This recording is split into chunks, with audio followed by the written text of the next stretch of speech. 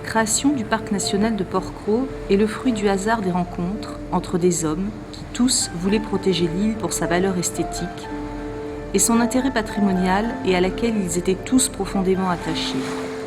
Le parc est donc né du mariage d'un legs et d'une noix. Ce legs est celui d'un couple, Marcel et Marceline Henry, qui après avoir géré l'île pendant 40 ans, en remettait un tiers à l'État à condition que ce dernier crée un parc national. Cette loi, c'est celle du 22 juillet 1960, permettant la création de parcs nationaux. Ainsi naquit, le 14 décembre 1963, le premier parc national marin d'Europe qui occupe 700 hectares de terres émergées et 1300 hectares de surface marine.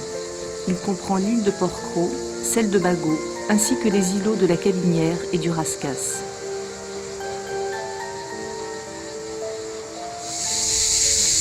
Parce que la rade de Toulon, qui est la plus belle du monde, d'après le maire, mais il est certain que c'est un abri naturel de premier ordre à l'échelle de la Méditerranée. Donc les rois de France, dès cette époque, ont senti son intérêt stratégique et ont commencé à la fortifier et l'aménager par la suite en port militaire à partir du début du XVIIe siècle, disons, sous Henri IV, et puis ça a surtout continué sous Louis XIII avec Richelieu, qui a été le premier à comprendre que l'importance d'avoir une marine de guerre, et ensuite, naturellement, sous Louis XIV. Donc tous ces forts, y compris les forts qui sont sur les îles, puisqu'il y en a également sur Porquerolles, participaient à la défense de la rade de Toulon.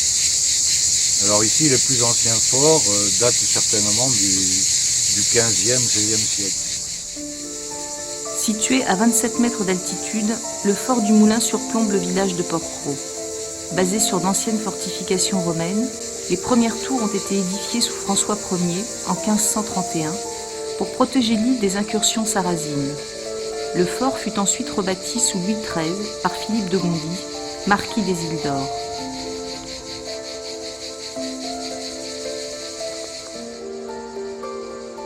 Construit sous Richelieu en 1635, ce fort a été édifié pour faire face à la menace espagnole qui régnait alors sur les côtes provençales.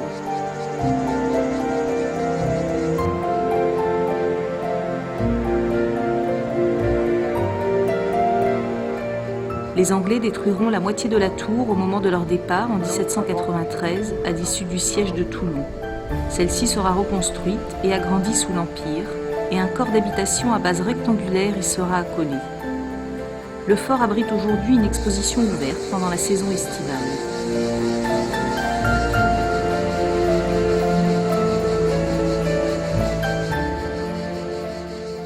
C'est sur lui que repose la défense de l'île à la fin du XIXe siècle. Il se distingue des autres forts de Porquerolles par son architecture enterrée, rendue nécessaire par la performance grandissante des canons d'artillerie de marine.